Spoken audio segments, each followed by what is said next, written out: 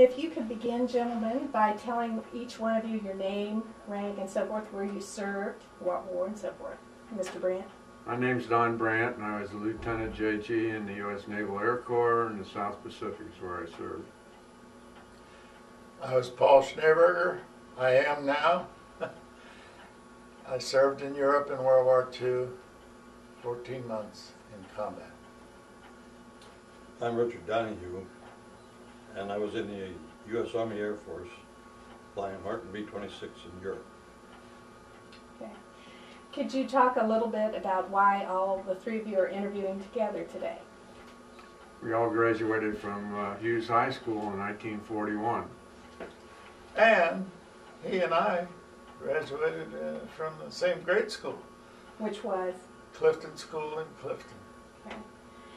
Did all of you enter the service at about the same time? What were the circumstances for each of you? I enlisted in June of 42, or April of 42. Well, I was drafted. I didn't want to go even. But I had to work after I got out of high school for a year before I could go to college. And then I did go to college. In 6 months I was drafted. I was at the University of Cincinnati studying engineering, and they changed the deferments, so I enlisted in the Army Air Force Reserve in October of 42, and was called to active duty in January of 43. Okay. Would you have something that you would like to share together as a group about your experiences, or anything that we want to get in this joint session together? Yeah, I can tell you something. Okay. I think it's an extremely unusual situation that the three of us all knew each other in high school. We all went into the service pretty much at the same time. Each of us was in different branches, and we each saw a whole bunch of combat. It's probably by the grace of God that the three of us are here today. That's for sure. When you're in combat, you think you have a little bit of good luck, and you're using it up all the time. And here we come home, we married gals we knew in high school. We're still married to them. And to show you that you don't use all your luck up, this guy won $5 million in the high lottery. And the next week at the Hughes alumni, he won the door prize. Well, that proves how lucky I was in the service. How about you, Mr. Brandt? Is there a particular reason that you wanted to do this with your friends? Well, they forced me into it. I mean, no, I just thought it's sort of unusual that all three of us had similar experiences, and you know, I just wanted to do it with them. There is something that all three of us were exposed to, and we talked about it at lunch. Actually, the time when we were young, 19, 20, was Depression, or right after the Depression. All of us had to work very hard, not only to get the money together to go to college, but to participate in anything at all. Going to the movie, going to a swim was an experience, a special experience. So this certainly was part of our motivation in the service and after the service. While you were all in the service, were you able to communicate with each other? No. No, not at all, and not until you got home. That's right. Okay. No, that was the worst thing in the service, communications.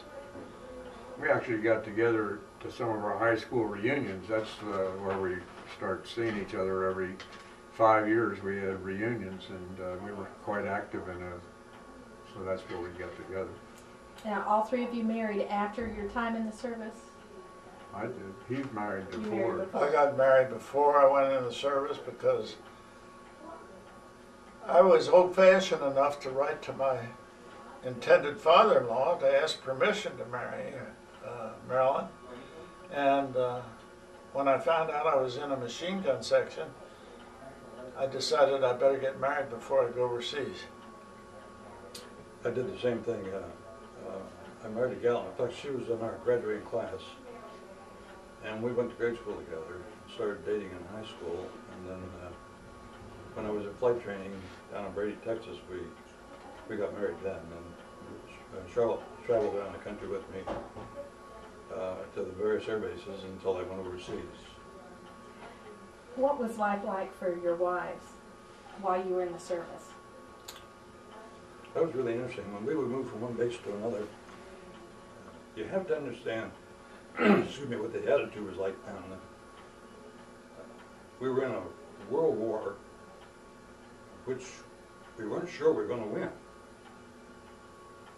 And we would move from one base to the other, and the gals would spend the first night in a hotel, and then they'd go down to the residential streets and knock on doors, ask them to rent rooms.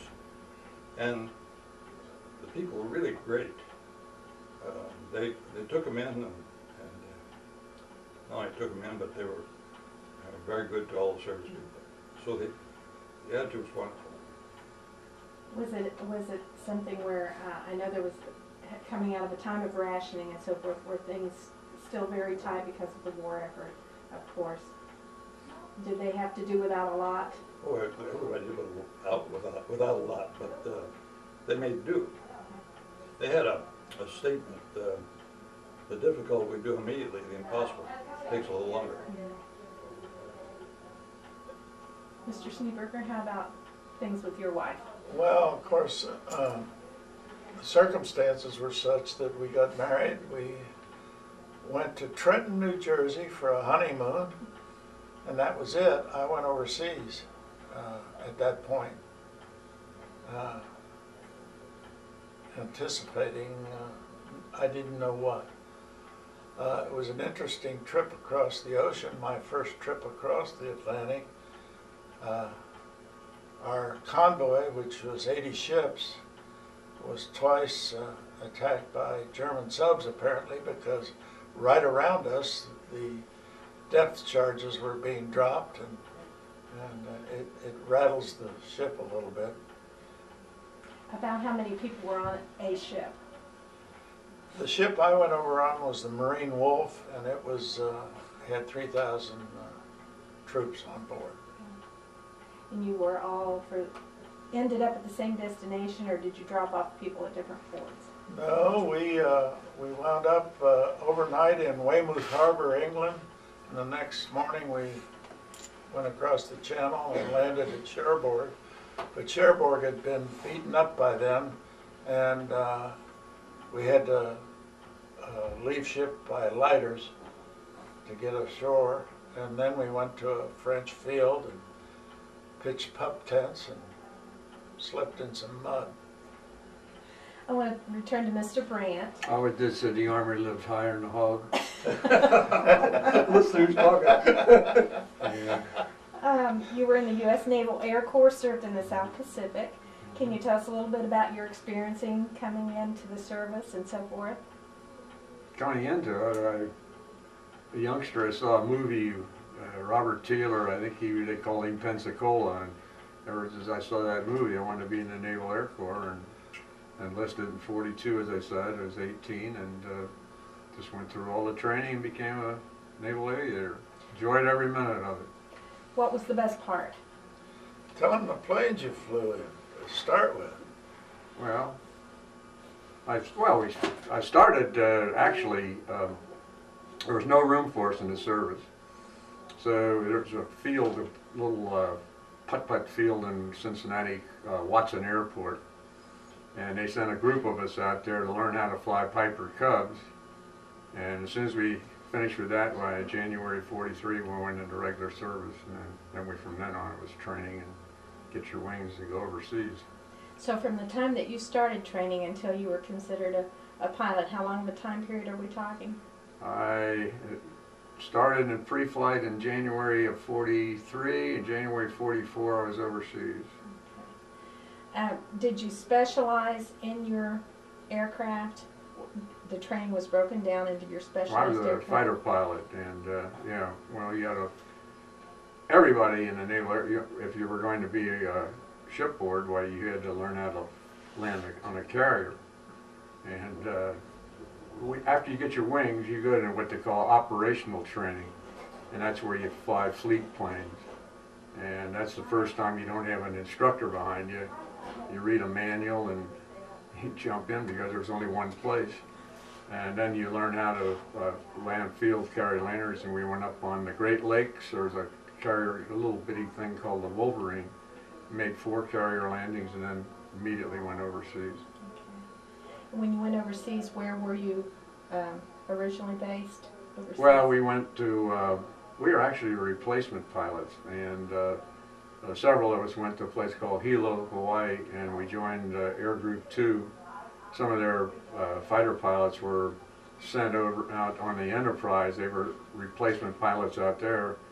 So by the time they were stationed there, there was no room in the squadron for us, and so about 10 of us, about 20 pilots, and they chose 10 of us, and we went aboard the USS Hornet in March of '44. We trained with them about 2 months. What was a typical day like for you once you got overseas? Harrowing. No. When you get overseas, well, the first thing is there were 20 of us and they chose 10 of us, so that first is getting chosen to be part of the air group. And then immediately, I guess 2 months later, we were aboard the Hornet heading for combat. So from then on, we served about 7-8 months aboard the Hornet in combat. And do you know about how many missions you flew? Or? I flew 25. I should have flown close to 40, but I was shot down at Guam, and I spent about over a month on a submarine, so I missed some of the better missions. And you were the person that was rescued out of the ocean with the submarine? Yeah, right. Okay. Can you tell me a little bit more about that? Would you like to tell me? You don't have to. It doesn't make any difference. I take my hat off to all the guys aboard the submarine, but we were, they didn't have helicopters, and there was no way to pick me up. The submarines were called lifeguard duty, and you'd get shot down and they'd pick you up and you'd stay aboard the sub until they finished their tour of duty and you got off. But more and more we were getting shot down closer to land, and the submarine couldn't surface. So they briefed us in the ready room about the guy coming along with a periscope, and you just hang on and pull you out. Boy, no way, man. But the next day, honest to feet, the next day, there was a periscope coming across the horizon, and I missed it 3 times, but the 4th time I got hold of it and they pulled me out, and I spent about almost a little over a month on the submarine. Strange thing is, Hughes High School, one of the guys aboard the submarine went to Hughes High School. So we became friends, and Elmer Babby, you remember him, and he passed away just last year. So how long were you in the ocean before your pickup? Oh, I was about 6.5 hours in the water, yeah. Were these areas that we think of as warm when we think of the South Well, it was Pacific? warm, all right, yeah. But the strange thing is well, when I came down in the parachute, they had the straps on wrong, and I came down sideways and broke all my ribs, and had to cut myself out of it, so I didn't have a raft. And we go to reunions right now, and one of the fellows going to reunion, a dive bomber pilot, came down and dropped me a raft. So that's what saved my life. Was this shark-infested waters, or? I didn't think so, but got aboard the sub, and the natives of Guam are called Chamorro Indians, and one of the steward's mates was Chamorro, and he came up to me and said, "Do you see any sharks?" And I said, "No, I didn't see any." He said, "Boy, it's infested with them." I said, "Thanks a lot." Yeah, I didn't see any. So you said this was near Guam. About Right. you were headed for Japan, or? No, this was we were just fighting battles around. We were at the Okay. Marianas at that time, and then the Philippines. We were hitting the Philippines and the Marianas. Okay. The second time out, we were heading for Japan. And then it took you. You said quite a while until you were on the submarine for quite a period of time, and then did you return home, or did you rejoin? Well, they wanted us to group? go back to Pearl Harbor, but another fellow and I, he was with my same squadron. He was shot down the day before me. We decided to come back to the Hornet, You talk about an experience, like, what do they call it, breacher's boy, what do they call it when they fire a line? Breeches boy. Yeah, between a thing, and you get in a sack between two ships, and then you get off the side, and then they pull you into the next one. Now, that's the worst. That's a ride. 5 times we did that to get back. I tell you what, that was, I wanted a battle star for that. Now, what happened afterwards when you got back to the Hornet? Well, next day we were flying again, and the fellow was shot down. He and I flew together the rest of the tour. So you were able to finish out your Yeah, tour duty until I think it was September, October we got off. Okay. What else would you like for the public to know about your time in the service or those of others that you served with? Pay service was low, right? We didn't get enough money. No, we were played fine. Well, we reformed. What we did was regrouped, and about half of us stayed with it, and we went overseas the second time. And this time as fighter bombers, lived on Saipan for about a month and a half. And a strange thing, we could see Tinian where all the 29s were taken off. And I still think one of them we saw was the Enola Gay. And while we were there, the war was over. We did get to Japan about 2 weeks afterwards. And then one of the things that you flew were B-26? No, I flew fighter planes. Fighter planes. Yeah, I flew F-6F and F-4Us. Okay. Was there a lot of, I'm thinking maybe as a young person that's hearing this, can you describe what it was like in this type of an aircraft? I know they're probably envisioning a modern jet. This is a far cry from that. No, they were, you know, very, very good airplanes. I mean, they're great. It's the same engines that you flew with your 26. They were great planes, and I guess they were the top of the class when we were flying, and I enjoyed them. How I about stayed the in the maneuverability? place. Good maneuverability? Oh yeah. Well, not as maneuverable as Zero, but no, they were great. We had better tactics than they had, better training. I think after Midway they lost most of their best pilots, although they still had some pilots, but most of them were lost at Midway. What do you think the role of the fighter, can you kind of give an overview with World War II and the role of the fighter pilot? Well, our role was to protect the dive bombers and the torpedo pilots. We'd go in on a strike. That was our thing, that we'd stay above them. We'd go in and strafe first and then come right back up and then fly, you know, intercept any Jap planes that were coming in. And what kind of altitude are we talking? Well, we'd come in somewhere around 15,000, 18,000 feet and then go on down and strike, and then coming out you, any way you got out of there, as low as you could and fast as you could. And then we'd regroup bring them back. So how many planes would you be flying with at a time? Well, you had a whole fleet out there, so several hundred. You know, these were, each carrier had over 100 planes on it, and so you had all these this tremendous fleet. There was no way, I mean, navigation, you know, you went out one way and turned 180 degrees, come back, you hit some part of the fleet. It was so big. Tremendous. How much time was between missions normally? How much time? How much time, lag time, would you have? Usually we'd fly every day, you know, just one mission a day. Sometimes two, but most of the time just one. Okay. Is there something that I've overlooked that we need to mention? I want to make No, sure and get that's fine. everything that, Thank you. okay. Did you need to, I know that you were on a time deadline, did you need to leave at a particular time? If you're finished with me, why, Whatever you want to say. that's fine. Okay. All right, well, thank you for coming. Thank you. Actually, it was bigger. I mean, seriously, I wasn't that. I can see why you were cramped. Okay, anytime you're ready. Okay, this is the Mae West I used when I was in the water. And these are dye that you break loose and they can find you. It turns into real yellowish green. And I was telling the fellows before, a friend of mine was shot down, and at night, I was always wondering why they had the whistle on here. But the fleet passed him by. He was in the water. And by blowing his whistle, somebody heard him and came back and picked him up. So all this stuff was useful. He had a flashlight on there. And those are the two planes I flew with F-6F Hellcat and the F-4U Corsair. Okay. Okay, thank you. That'll add a lot to it. All right. With a full bomb load. And it's a mess. I don't know how we ever survived it, we did. And I've got, oh, a dozen shots or so in there. Okay. So I think I'll get that book and bring it over here. This one? Yeah.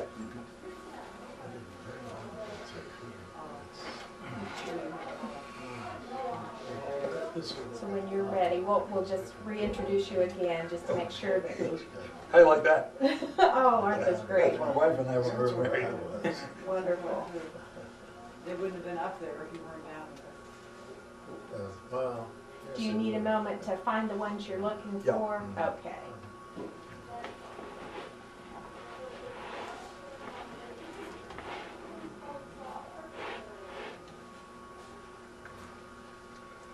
Here, there.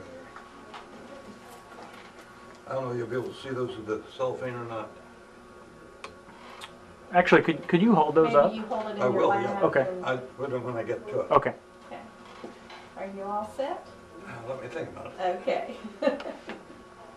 And if we need, He's an organized man, that's how he's alive. You had to be. and if you need to stop tape, we can do that too. That'd be great, because there will be some times I'd like to stop and think a bit to Okay. organize my thoughts, because Just tell I us carry it to, all the way through. yes, just tell us to stop and we can do that. And I have to tell you, some of this might get emotional for me, in which case I'd like for you to stop. That's Because, fine. You just want to give us a signal? Yeah, I'll raise my thumb up. Okay, But some of it's pretty tough. yes.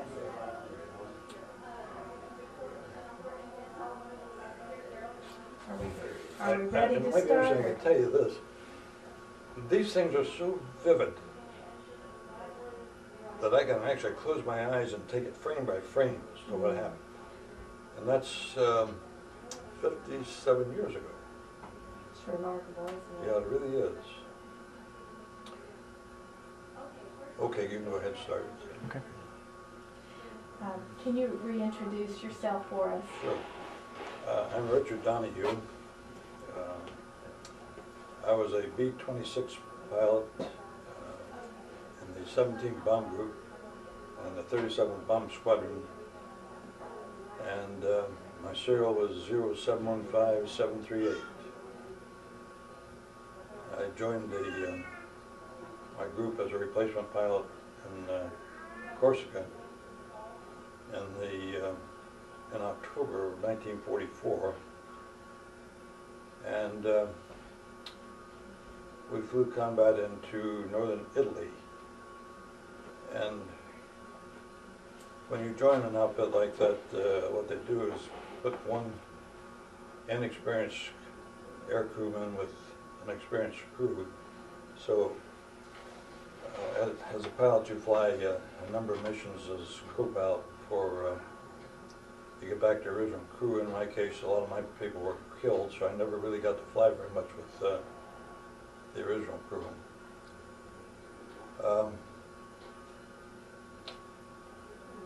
We had my first experience was not one I was personally involved in, but in October of '44, Frank Jelenic was flying a 26 on a mission up in northern Italy, and they had 4 1,000-pound bombs aboard, and on the way, when they released, only 3 of the bombs come out of the bomb bay, and 1 of them hung up. And on a bomb, there's 2 eyelets, one in the front, one in the back. And as I understood it, the front solenoid release, so the bomb was cocked down, and they weighed 1,000 pounds, and so there was no way they could raise that bomb up. In fact, there's nothing but a center track in the bomb bay, and you can't get back there and work with a chute on because there's not enough room. And you would need a number of men to get back there anyway to try to raise that thing up and get it back on the shackle, which they couldn't do. So when they got back to Corsica, CO told them that if they wanted to bail out, to do so, and then for Frank to turn the airplane 90 degrees to the runway, which is, we were on the northwest side of Corsica, just south of Bastia, about 5 miles. And our runway was a north-south runway parallel to the beach, perhaps a mile from the beach. And Frank didn't want to jump out, and neither did the rest of the crew, so he landed to the north, and when he did, that bomb came off, and although they had secured it, they put the pins back in so the fuses should not harm themselves, but for some strange reason, that bomb went off right underneath the airplane, and it took the whole. Here's a model of this model I actually built during the time I was in flying combat.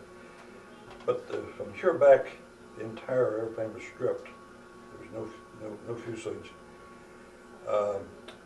Frank lost the brakes; they had no control on it. And the pilot has a big sheet of armor here on this side, and he has an armor plate behind him, and that protected Frank, and he just rolled out on the side on the runway, and unfortunately we lost all the rest of the crew. There was 5 of the men in there. They were all lost. That was one of your first missions. That was my first exposure to combat. I hadn't actually flown combat yet. So Frank Johnlick came back up the squadron area and went into the operations officer, and he told him, he said, I'll never fly another one. And they didn't do anything about it. They just gave him a 5th of whiskey, which he drank most of and went to bed. And Frank never did fly another combat mission. And they didn't do anything about it. They just rotated him home. Back when we moved from Corsica to Dijon, France, Frank flew up with me. He didn't fly as a pilot, he just rode up with me. And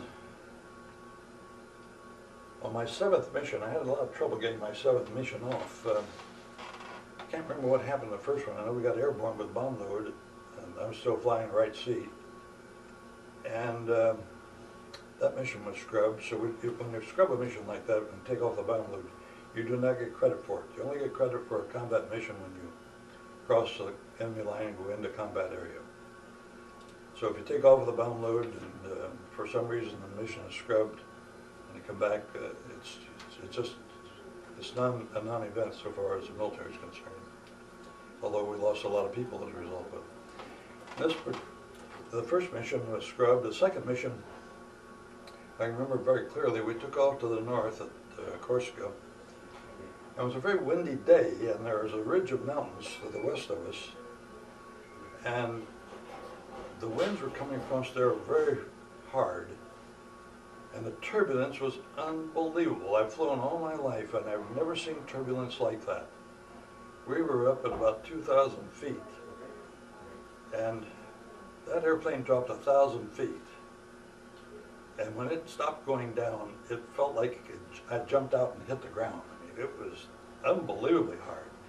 It was so severe that we had some of the airplanes, the bombs were coming off the shackles and going through the bomb bays. So they scrubbed the mission and we landed. So that was my second attempt to get my 7th mission off. On my 3rd attempt, we went to down the line. I was to fly the right seat in the number 4 position, which is the alternate lead. I should explain to you that our missions were all very small. We would go into Northern Italy or into Germany with it's 3 flights of 6 airplanes, which would be 18 airplanes, up to 24, sometimes 36. Those were the large missions for us. And so quite often we only had 24 airplanes. And flying in Corsica, we did not have fighter escort. And we did not fly what we call chaff element, which I'll cover later. But we went down this, I had a young captain that who's an experienced pilot, quite experienced, and little guy. And we went to this airplane and got a gear all in and cranked it up. I should explain, they take you out by truck and drop you off at your airplane. We cranked this machine up and we're checking the mag on it, and one of the mags was bad, so we had an airplane we couldn't fly. But this time everybody else is getting their airplane started up. Here we got to get a truck over there and get our gear out, go find another airplane which is called an alternate, get into it. We didn't have time to pre-flight it. We climbed into it, cranked it up. The airplane's called the Indian Chief. I have a picture of it here before it was, before the accident. The airplane had been funded by the Pontiac Division of General Motors. And the employees have bought bonds, U.S. government bonds, to pay for that airplane. And it had over 100 missions on it. As I say, we were number 4 position, which is the alternate lead. So we were taking off to the north at Corsica, and we had about 120 miles an hour, and the left tire blew. Now we had 4 1,000-pound bombs aboard, 1,200 gallons of 100-octane gasoline, and here we have no wheel on the left side. And that machine dropped down, and I can still remember pushing on the right rudder as hard as I could, trying to keep it straight down the runway. And we started sliding, and that tire drew us off the runway. And when they constructed that runway, they had gone about 200 foot over and cut the ground down flat. And there's an embankment there, and that embankment must have been 4 or 5 foot high, and I thought, we're going to slide into that embankment. I looked down the runway, and somebody had parked a B-26 perpendicular to us, just off the runway. I thought, good Lord, if we don't hit the embankment, we're going to hit that airplane. Fortunately, about that time, the right gear collapsed, and we slid clear off the runway. I have pictures of it here. The right engine is turned 90 degrees in the nacelle. One of the blades, which weighs about 200 pounds, came out and took the canopy off, which is over my head, and I can get my fist between my head and that canopy. We found the canopy and the blade over on the left side of the airplane. When this was happening, there's dust and dirt's coming up in the cockpit, and I thought, I'm dying. We're not going to survive this. And I thought, I wonder, do you hear the explosion? Because this thing's going to blow up. And I wondered, will I hear it, or am I just dead? It stopped sliding, and it didn't blow up. And I thought, oh my Lord, with all that gasoline in those tanks rupturing, it now would be incinerated. And it didn't burn. And I remember, darn, I should have released my safety belt, opened that canopy and trying to get out. I just forgot all about that. I reached up, and my hands went outside. I can remember getting my hands on the top of the rib to the canopy. And I started out of the airplane, and I felt like I was halfway out of the airplane, and something stopped me with my safety belt. I hadn't released it. I reached down and hit the snap on it, and I was young then, and I jumped, and I put both feet on this seat and jumped up, and when I got up on top of it, 1 foot on that ridge to the leading it, it's this ridge right here, right in through here, because that canopy was gone. And I took one jump here, one under the canopy, and I was on the ground. 5 other men on that airplane, and they all followed me out. And they all come over to me and afterwards said, we're sure glad you got out of the way. So we're 300-400 foot over here to the northeast or northwest of that airplane, waiting for it to blow up, and it didn't blow up and it didn't burn. And I want to show you pictures of this thing, because it's a mess. I don't know if you can see this or not, but here's a picture of that engine turned 90 degrees. Hold it, yeah, straight to the... Can you see that? Mm-hmm. Can you see where this blade is going? Hold it straighter if you can. There you go, straight up. Mm-hmm. There you go. I've got it so close I can't see. Mhm. But there's pictures here of the crew and damage. And if you want, I think there's another set of pictures of this on the next page. Okay. Yeah, here's some more pictures of it.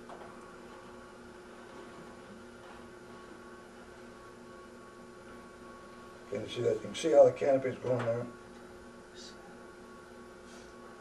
You see how the engine is turned in the mounts. They just took that airplane over to the boneyard, used it for parts. So it never did catch on fire. It never caught on fire. I should explain to you that the Martin B-26 was considered the hot rod of the Second World War. In fact, it was said that you didn't have to fly it if you didn't want to, but most of us that flew it loved it. But the problem with it is it killed a lot of people, particularly in training.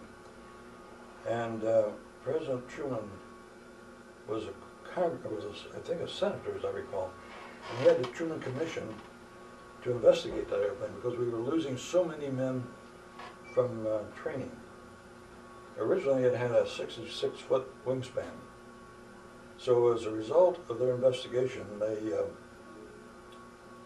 went to Glenn L. Martin and told him that they wanted a bigger wing on the airplane. And Martin's attitude was that he didn't have to do it because he had the contract. And of course, Senator Truman, later President Truman, was a very feisty little gentleman, and he said, well, I can take care of that for you, Mr. Martin. And so they put 6 more foot on it. Well, when they did, they just started hanging more things on it. This airplane, the original model, the C model, had a negative wing incidence of 3.5 degrees. So they, I show you some of the other pictures, you'll see the airplane actually flew like this, which is probably the first of the flying bodies, which we now have as airborne vehicles.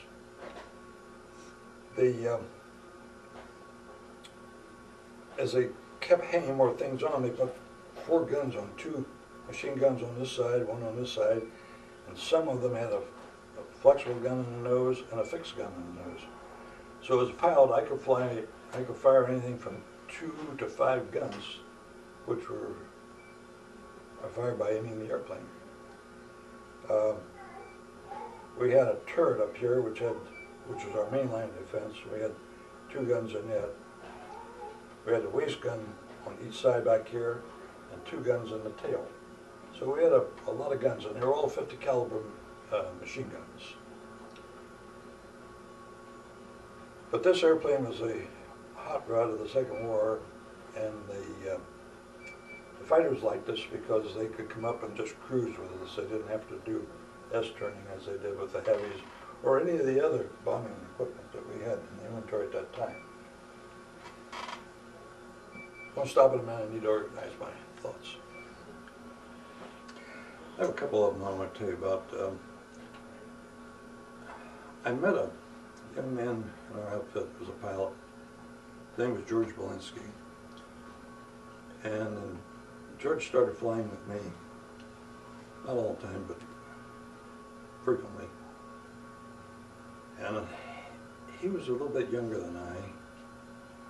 And we were the only 2 in our squadron that had much engineering knowledge or experience. I had almost 2 years of engineering at the University of Cincinnati, and George had some. And so we come up with some really unique things that we were doing. For example, when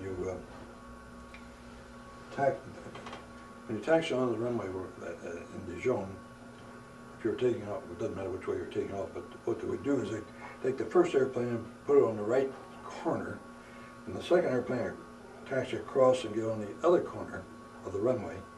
The flagman would drop the flag, and the first aircraft would take off. Before he took off, he was all the way up to military power. It's full 51 inches of mercury and 2,700 RPM. And when the flag's dropped, he releases the brakes and takes off. In 30 seconds, they give you a signal for the next airplane. Well, there's some problems. And one of the problems is when you start down the runway with all that power on, the torque starts to take you off the runway. And the only way you can keep it lined up is to ride the brake. That means you have to put pressure on the right brake. Well, you're counteracting what you're trying to do. You're trying to get the airplane airborne, and you're doing it with the brake on. So what I did, and most frequently I had to go over in the left-hand corner. So what I would do is taxi into position, and if the runway is in this direction, I would canter my airplane like this, and bring the power all the way up, and release when I got the signal for releasing the flag. I let the airplane start to roll. Well, it's going to actually roll out in this direction, but as you do, the torque starts taking effect, bringing you back. Well, I've got the right rudder all the way in, but I don't want to touch the brake if I can avoid it, because it's going to slow me down. And I got 5,000 or 6,000 foot of runway, and this airplane is heavy, and I need all that runway. So by allowing it to actually look like it's going to run off the runway, and the torque takes it around and lines it up, by the time I've got it lined up, I'm beginning to get pressure on my right rudder that I can hold the airplane straight with the rudder without touching the brake. And these are little things that George and I came up with. Well, one day we're flying a mission. We're taking off to the north, and we're going into southern Germany. George is flying. It's in the right seat. And we take off. I took the airplane off. And the way you join up, and this airplane, this mission was not a big mission. It was a Sound off. Okay. We have to wait. Okay. No. It's good. It's okay. It's okay now. The way we join up, the lead airplane takes off and will fly north 3 minutes, make a 180-degree turn. The subsequent aircraft, the other 5, would take off at 30-second intervals, and they wouldn't fly out the 3 minutes. They'd turn inside and join up. So by the time the lead airplane comes back to the north edge of the runway, or north edge of the airport, on a southbound heading, we have a 6-ship formation. So we were this day, we were the number 3. We were going to fly the left wing of the lead flag, of the lead airplane. So I got the airplane airborne, got the gear up, the flaps up, retarded the props and the power, got everything cleaned up, and gave it to George, because he's going to be closer to the lead airplane than I am. And this airplane, in the air with a bomb load, you don't want to get less than 150 miles an hour, because it'll quit flying. And when you're flying formation, if I'm over here in this position, I'm going to fly the number 3 position, which is the left-hand wing. As I look across the cockpit, I can only see the lead airplane from the center line out. I can't see the left side of the airplane. George can see the whole airplane, because he's on the right side of the airplane. But I can only see this center line out. That's all I got. So I gave it to George to join it up. And the lead is turned like this, and we're coming around like so. And it looked like we were really tooling up on him, but we were coming up like mad. So George started coming off the power. Now bear in mind, George is not watching instruments. He's just watching that lead airplane. That's all he sees. But I'm sitting there monitoring all of our instruments. And I'm watching the airspeed unwind. And pretty soon it hits 150. That's the danger point. Now we're over downtown Dijon at 1,000 foot, and we're only going 150 miles an hour. So I reached up with my left hand, put it on top of George's hand, started pushing up on the throttles. And he felt my hand, of course, but he didn't know what it was, and why I was doing it. And he looked over with a glance like that, and as he did, I just tapped the airspeed, and he saw that 150. He knew real quick what was the matter. He got the power on, and we went on, flew our, started flying our mission. When we passed through 10,000 feet, we pull out. All airplanes do. It's a standard procedure. And we would take our, we had superchargers, so we throw it in the top blowers, the high blowers, and we test all of our armament, test all of our guns. Because if there's any malfunctioning, we have 3 spare aircraft with us, and they'll come in and take care of any airplanes that has to go back, because sick personnel, guns misfiring, any malfunctioning. Because we want to cross into Germany with a full crew, full complement. We don't want any voids. So we rejoined. We're climbing through about 10,000 feet. We're 4 flights of 6 aircraft. That's 24 machines and 4 fighters, 4 P-47s, which are flying top cover. And we've got some stratus up there. It's pretty thick. And the problem the lead flight has is trying to get us through cloud decks or around cloud decks without putting a flight in there because of the potential danger. And he pulled us up into this cloud deck. Now it was thin. You could see hazily outlines of his formation, but and I'll never know why he did it, but he got us into this cloud deck, and then the lead flight turned into us, and we didn't know it, couldn't see him. And I didn't know I was in trouble. I was flying the airplane. I didn't realize I was in trouble until I saw the right wingman of my flight. We were number 2 flight. Here's the lead, and the right wingman, I saw him start down like this, and the gear dropped. The coup powers, really sharp. By dropping the gear, he lowers his stall speed. And the gear came out, here we are, 12,000 feet, and I see a gear come out, and the airplane's falling out of formation. And with that, I felt George's hand on my hand, and he's pushing up on the throttle. And I did the same, it was the same thing in reverse. I looked over, and I was down to 150 miles an hour and didn't know it. And you don't know when you're flying the airplane, that's all you know. So what happened is the lead had to make a very sharp turn like this, and he slowed it down because the lead flight out here is turning into us. Ah, scared me to death. With that, I look out my left side, I'm looking right down at the lead flight, and we're right on top of him. And with that, the 4 P-47s on top, they must have gone in solid instruments. I don't know why they did it. They rolled over into split S. One came down like that, the other one came down like this, straight down.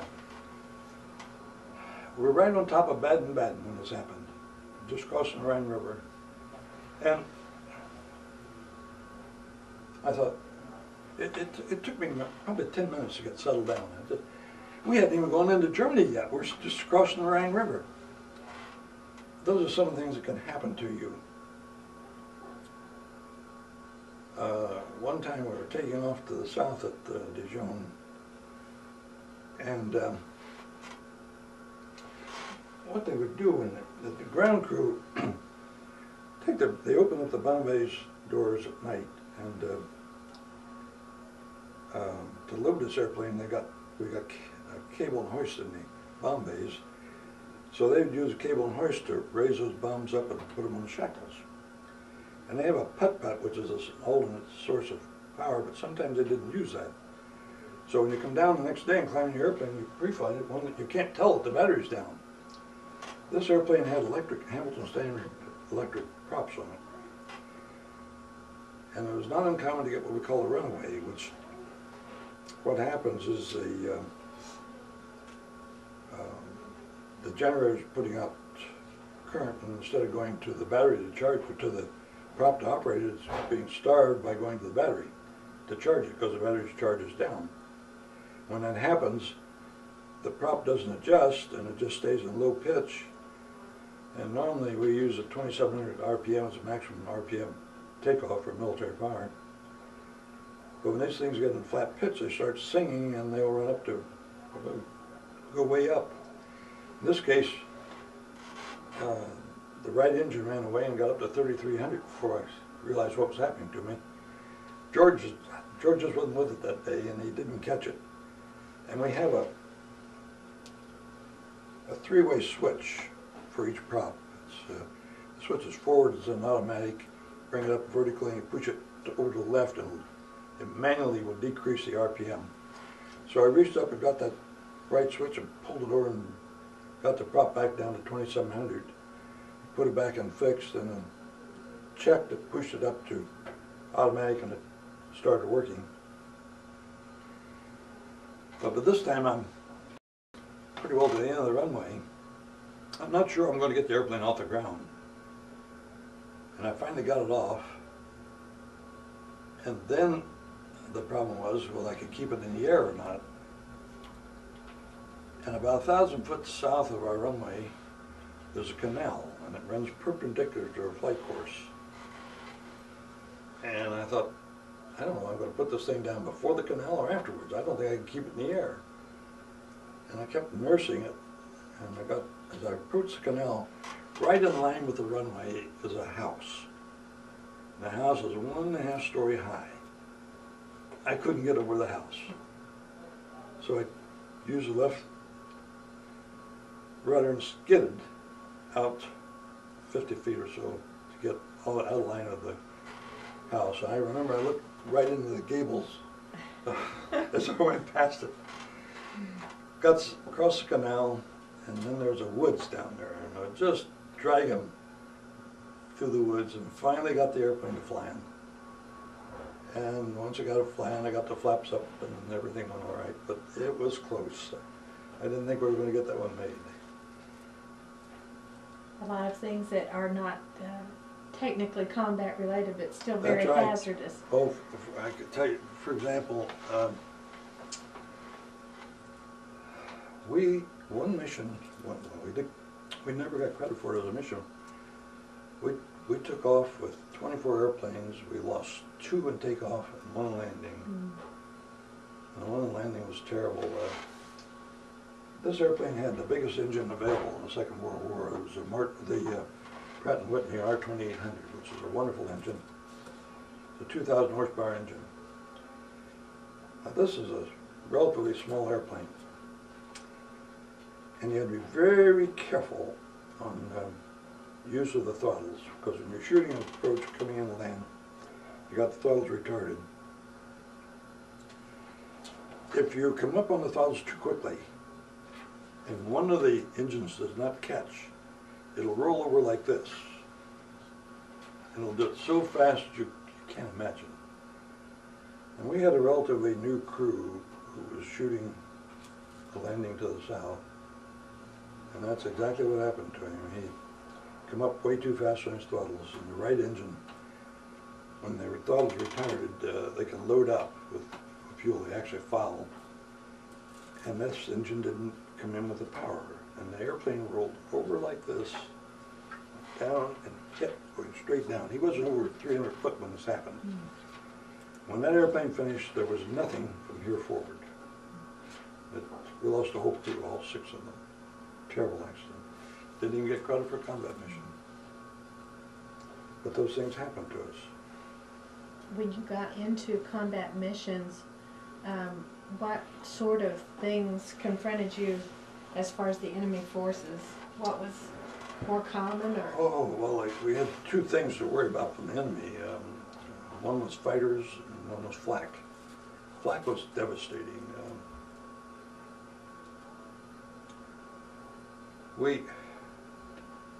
I want to deviate from that because I want to tell you about another combat experience. This was during the Battle of the Bulge. The Battle of the Bulge started on December the 16th, 1944.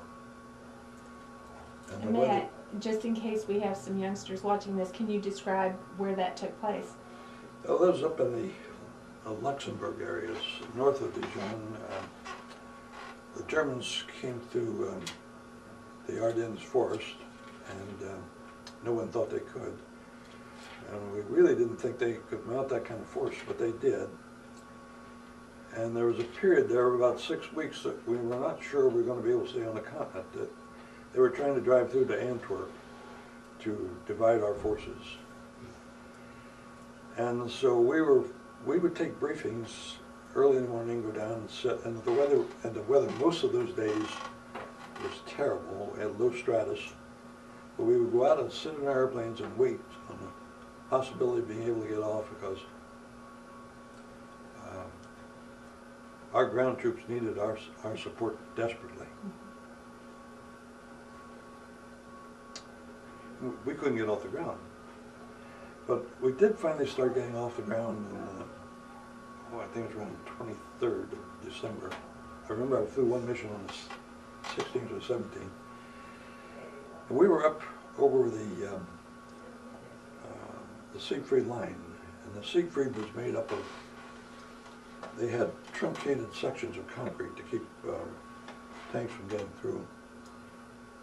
And again, we were a small mission, 24 airplanes. I was flying my favorite spot, which is the #2 position of the #2 flight. Here's the lead flight, the #2 flight's high on the right, #3 flight, #4 flight is low behind. But if this is the lead of the #2 flight and I'm the right wing, that's the catbird position because I can see the whole flight in fly formation. Wonderful spot. And I love to fly it. We had a new crew behind us, flying what we call the #5 position, was immediately behind me. I could look right out the side and look back and see him. I should explain that one of the things that, one of the reasons I think they gave me the #2 position is that I flew very tight formation. The way I would fly formation is I would put my prop right over this wing, and the bottom of the blade would clear the top of the wing about 12 feet.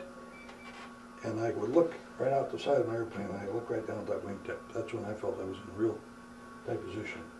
That's really snug. And you can do that when you're flying on this position because I can see the whole airplane. Plus I can see all the flight out here. Well, I looked up and I saw a cloud bank that we were going to have to go into it. There's just no way we could get around it. It was cumulus, but our lead could not get around it. He had to take us through it. And so what I did is I got really tight on my lead flight on my lead airplane because I knew I was going to be in restricted visibility. And when I got in there, and we were in there for several minutes, and we came out, and I looked back, and #5 was gone, and we lost him, lost the whole crew.